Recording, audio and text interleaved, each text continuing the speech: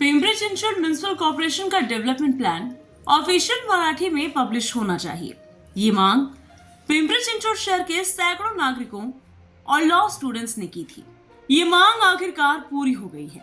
Standing committee ने आखिरकार Pimpri Chinchwad municipal corporation का डेवलपमेंट प्लान मराठी में तैयार करने और पब्लिश करने को मंजूरी दे दी है।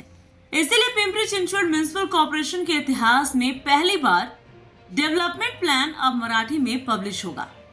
डेवलपमेंट प्लान मराठी में पब्लिश होने से नागरिक इसे अपनी मातृभाषा में आसानी से समझ पाएंगे। प्रशासन ने पिंपरी चिंचवड म्युनिसिपल कॉर्पोरेशन के डेवलपमेंट प्लान में कई गलत रिजर्वेशन लगाए थे। पिंपरी चिंचवड शहर के हजारों नागरिकों ने इस पर आपत्ति की थी, लेकिन अब जब डेवलपमेंट प्लान मराठी में पब्लिश होगा तो नागरिक इसे और अच्छे से पढ़ पाएंगे और इस पर ऐतराज उठा पाएंगे। पिंपरी चिंचवडच्या महानगरपालिकेमध्ये सगळ्यात पहिल्यांदा आमची अशी मागणी होती की हा जो विकास आराखडा आहे तो पूर्णतः इंग्रजी भाषेमध्ये प्रकाशित झाला होता आणि आमचं असं म्हणणं होतं की इंग्रजी सोबतच तो मराठीमध्ये यावा। याच्यासाठी आम्ही महाराष्ट्र राजभाषा अधिनियम 1964 मध्ये सांगितल्यानुसार पाठपुरावा केला।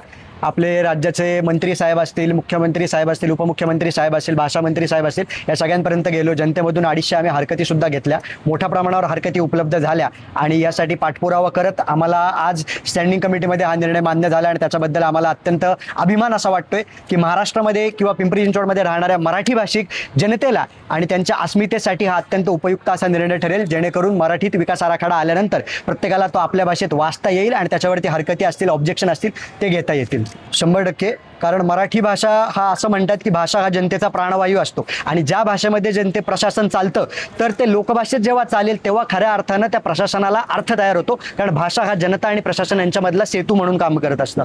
तर मग लोकभाषेत हा प्रकाशित झाल्यामुळे निश्चितपणे आपण म्हणताय त्यानुसार लोकांना अत्यंत उपयुक्त असं ठरेल, लोकांना त्यांच्या भाषेत समजण्यासाठी सुद्धा उपयुक्त ठरेल आणि शासन आणि प्रशासन याच्यामधलं जे जनतेमधलं जे म्हणजे म्हणतात ना की दुवा म्हणून काम करत असते भाषा, तर जनतेला आपला जे काही माहिती असेल ती सुद्धा त्याच्यामध्ये सांगण्यासाठी उपयुक्तता ठरेल आणि सुशासन हे जे तत्व असतं की पब्लिक पार्टिसिपेशन याला सुद्धा न्याय मिळेल।